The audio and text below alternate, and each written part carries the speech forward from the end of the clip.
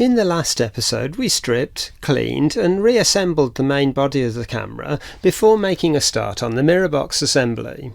I'll put links to the previous episodes down in the description.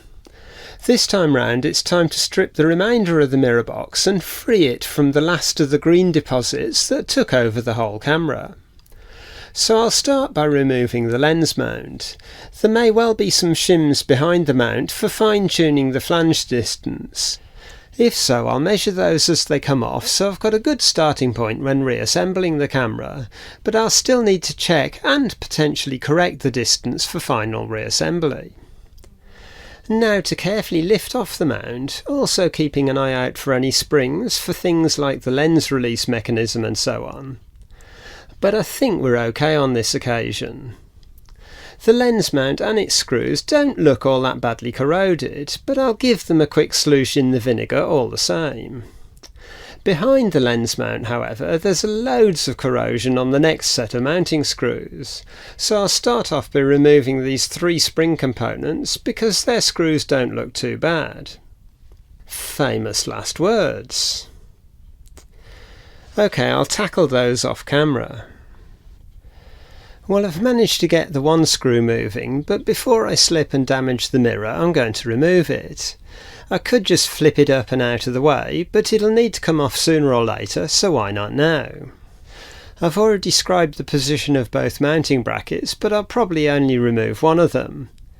They would have had a jig of some sort to set the position of the mirror, because if it's out of square or in the wrong position altogether, you might see focus in the centre of the frame, but then the rest of the image could look out of focus in the viewfinder. And that's the 2 screws from the adjustable bracket out. The top screw is countersunk, whereas the lower screw has a slotted hole, allowing you to adjust the alignment of the mirror before lacquering the screws in position. And so much for only removing the one bracket. Both needed to be removed before the mirror would come out. But the right hand bracket has a fixed location, so it'll be easy enough to refit, and having them both off is better for cleaning. So into the vinegar they go for a good old fizzing. On older cameras the mirror was often clipped to the back plate and could be removed, but this one appears to be bonded in place, so I'll think about how I'm going to clean the mirror and the back plate later. I'll just put them to one side for now. So back to those mount spring screws. I'll try a bit of heat to see if that will break their bond, as always using an old soldering iron, which I have successfully burnt myself on several times during this project so far. Well, that took a long time, and I don't think they were particularly corroded, but they were definitely tight. There's a couple of screws to remove the lens stop, or at least I presume it's the stop for when you fit a lens.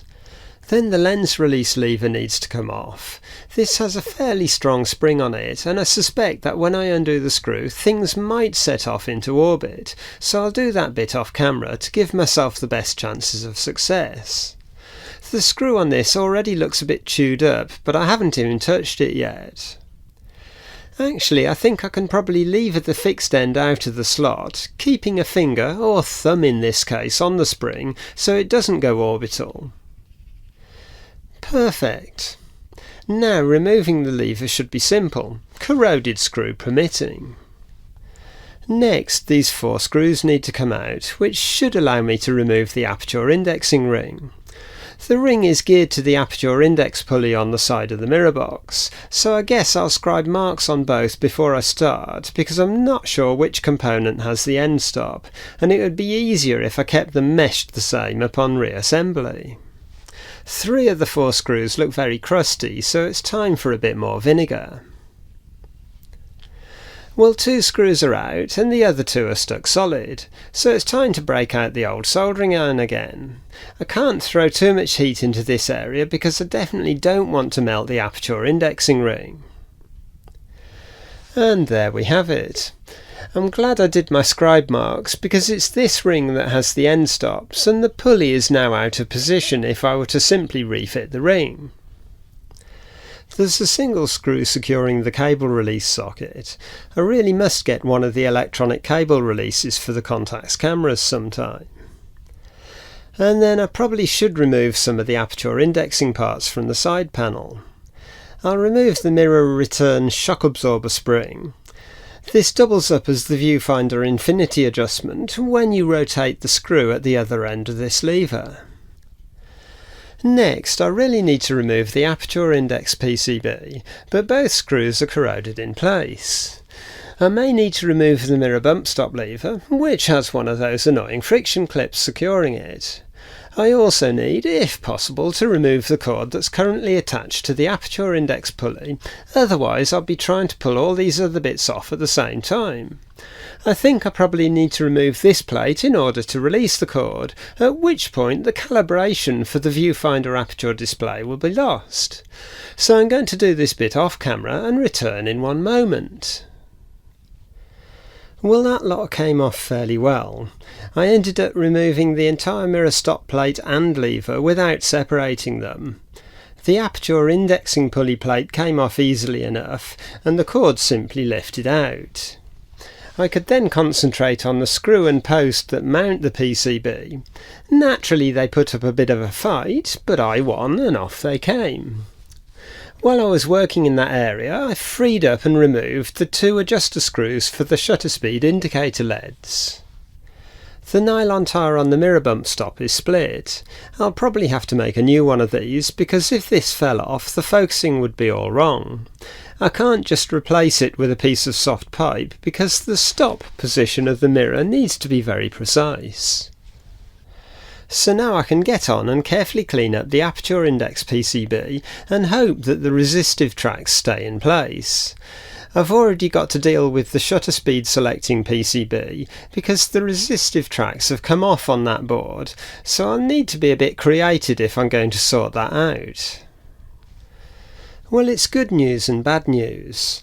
The resistive tracks are fine and the board is cleaned up enough to work. I was never going to dunk this one in the hopes of preserving those tracks.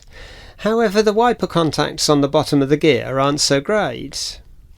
This pair are fine, but I noticed as soon as I looked at the other pair that they were lying flat against the plastic rather than being raised up, and as soon as I touched them they just fell off. Clearly these were on whichever side of the circuit it is that gets eaten away by the electrolysis. This isn't an impossible part to recreate, but it's definitely going to eat up some time. Next, I should hopefully be able to remove the entire aperture index pulley assembly by removing the two securing screws. There's a tethered link through to the lens mount. I haven't figured out what this one does yet. It might be to set the maximum aperture of the lens, but it needs to come out whatever it is. I'll get this lot stripped apart and cleaned and then return once that's done. The cleanup went reasonably well. Everything is ready for reassembly apart from the actual aperture dial. There were large deposits of alkaline on the reverse, and when I wiped it off with water, most of the image came off at the same time. The actual display part is just a bit of negative film, and I presume the alkaline had softened the emulsion, or maybe some vinegar had trickled onto it during earlier disassembly. There are a few things I could do about this. I could redraw the dial in positive form, photograph it, and develop the negative to use that as a replacement. Or I could paint over the dial and scratch numbers into the paint. Or I could do nothing, because the display isn't that accurate on my Contax 139. There's a bit of backlash in the mechanism, causing it to show the correct F number as you select smaller apertures, but then it's about one stop out as you go in the other direction. So I just ignore the viewfinder display and look at the lens itself. I may change my mind, but for now I'm just going to ignore it. There's not much left now, just a pin on one side. I'll remove that once I've soaked it in vinegar, and this plastic section which has two screws on the side and it's glued at the bottom here. Then there's one more part, this angled mirror that reflects light down to the flash silicon photodiode. I'm not sure what to do about this. If I dunk it in vinegar it might damage the mirror, and if I try to remove it I'm pretty sure it will break. I won't be using flash with this camera, so it isn't all that important. I'll get the plastic section off and make a decision in a while. And with that, the camera is completely dismantled. There's nothing left. The flash mirror is fine. I cleaned it carefully. There's a little corrosion around the edges, but it'll still work. Then I covered it with masking tape before dunking the whole thing in vinegar. So I can now start reassembling this section. I'll replace the mirror bumper phone while it's easy to get at, and I found adhesive from another light seal beneath the shutter speed LEDs. I'm guessing there would also be a seal around the exposure compensation LED, but I didn't find any traces of that one, so I'll have to guess what shape it was. I'll get this section put back together and pause if there's anything interesting to show. Aha! I just looked at my phone and there's the light seal for the exposure compensation LED. Right, back to the reassembly. It's been a few weeks since I last looked at this project, and obviously I couldn't leave the Aperture dial as it was. So I redrew the dial on the computer, printed it out and set the camera up on a tripod. To make sure the dial was exactly the right size, I used a ground glass on the film plane to check the size. This was trickier than I thought it would be because every time I then loaded the film, I managed to knock something out of position and had to start again. Once I'd taken a few shots, I cut the film out of the camera and developed it, giving me a set of replacement dials. Then it was simply a case of punching out the centre and the index slot and cutting the thing roughly to size, before gluing it onto the pulley.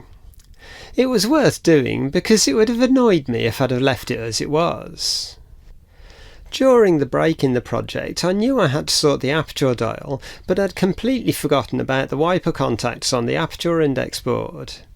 I have a rough plan to cut a small curved piece of brass to fit under, more over the tab on the gear, and use that to solder the two wiper contacts onto.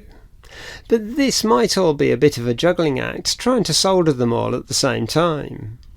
I could unstake the plastic welds and remove the main section, but I'll go away for a bit and see what I can come up with. Well, that was horrendous. If I never have to do that again, it'll be too soon. But of course I will have to do it again to revive the shutter speed wiper. I think I might try another method for that one. I'll have to do a bit of fettling to get the wiper tension right because the repair has restricted the springiness somewhat. Luckily the repaired inner wipers only bear onto the metal track rather than onto the resistive track, so they're less likely to wear it out. Actually, that's worked quite well. If I lower the gear onto the PCB, the outer springy contacts hit the resistive track as they should do. Then the inner contacts meet the metal track just before I reach the groove for the C-clip, so that should work just fine. And that's the mirror box assembly back together, and everything is working so far. The Aperture display is a little dim. I only had standard film to make the replacement disc, whereas the original would have used a high contrast film designed to reproduce line artwork rather than shades of grey, but it works well enough, so that'll do. The next step is to tackle the PCB, and I think that can be the subject of the next video. So I'll end it there. If you've enjoyed watching, please like the video and maybe even subscribe to the channel, not forgetting to click on the bell icon so you get notifications when a future video is released. That's it for now, so thanks for watching and I'll see you in a future video.